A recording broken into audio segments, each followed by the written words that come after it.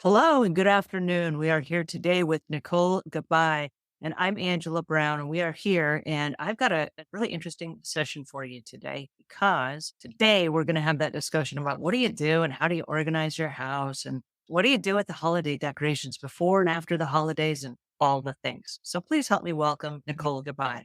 Nicole, how are you today? I'm doing great. How are you? I'm very good. Thanks for being here today. What happens when you are feeling desperate and you are feeling paralyzed? Like, I don't know where to start. And I know that I need to create a game section and I got to create a kid's book and coloring section or what have you. And then still an eating area that can be moved maybe during the evening so that we can pull out the hide a bed or whatever. But Right. where do you start if you are just feeling like there's too much to do and I'm stuck? Well, I think you kind of prioritize, you say, what's the most important thing? Well, the most important for the guest coming is where they're going to eat. That Mm, kind of like, let's do the kitchen. We're cooking, we're eating, let's work on the kitchen. So if it's overwhelming, which a lot of times I know it is, but you can start weeks in advance, put in 1 hour a day, just do the tabletops or the countertops. The next day, you move over to the dining area, or maybe to a week for the kitchen, a week for the dining area. And the dining area tends to be very central. It tends to be a place where everything gets placed, mail, book bag, bill, everything you're working on, it ends up at the dining table. So you have to establish your back to one, really. And, if there's absolutely no system, then you containerize, even though I always recommend containerizing is the last thing we do.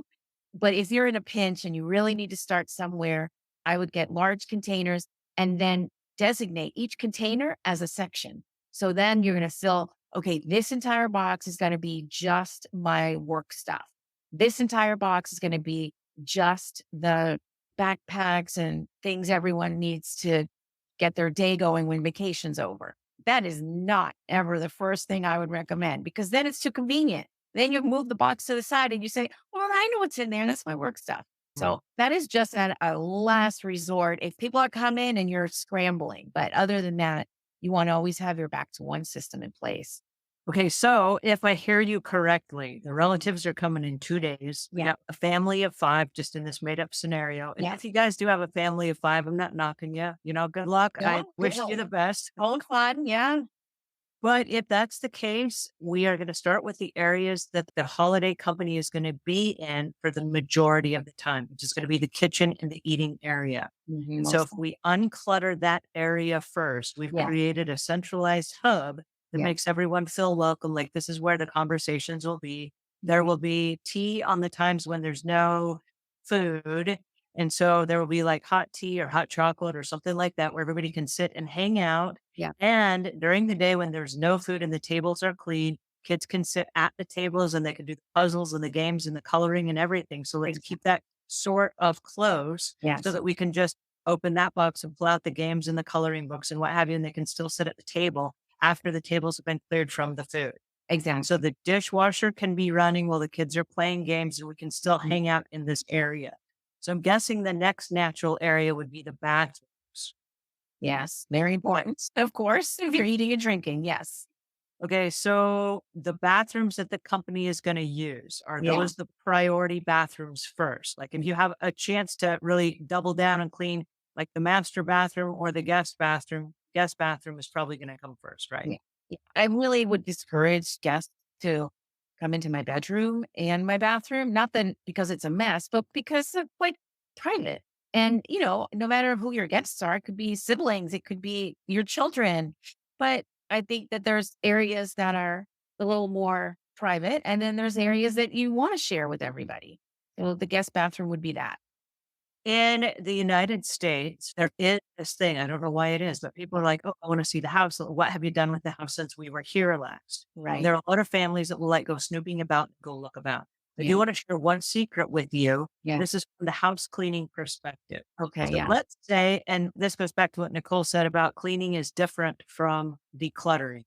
So let's say, for example, that your house is tidy, but it's not really clean, and you didn't really have a chance yet to clean it. Alright, here's the secret. When it gets dark and the lights go out, if you'll find a light that's on the far end of the room and you'll Yeah. turn it on like a small lamp that has a dimmer on it, Uh-huh. but put in enough light that you can see in the room without turning on the bright lights. Okay. What Yes. happens is when the people go about snooping, they're going to pop their head in the room and they're going to look around and go, oh, wow, this is an awesome room. But they're not going to see all the dust and they're not going to see all the things you didn't get a chance to clean. Like they won't see cobwebs and all that stuff. There's Right. a dim light in the far corner of the room and they'll look at it and go, oh, this is so cozy and so nice. Right. And then they'll leave without turning on the bright lights and like, ah, you didn't get a Right. chance to clean, right? That's a great idea for So sure. in the primary bath, and this Mhm. happened the other night when we had company as well. In the primary bath, right above, there's one of those great big monster tubs that nobody ever uses. It's just a big tub. And right above that is a great big light. Okay. Yeah. That kind of dims this, makes this ambient light in the bathroom. Yeah. But it also casts this huge shadow across where the shower is. And in Wow. the shower is where like all the shampoos and the razor and all the stuff is there.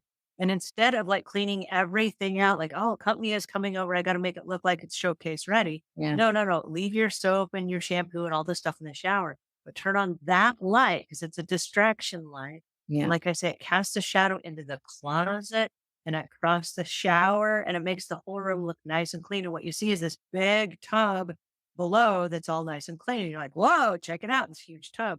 And then Right. your eyes see what you want people to see, and it kind of distracts from the rest. Okay, so that's your quick tip. I mean, I think that's a great quick tip right there. And the lighting. Lighting does change everything.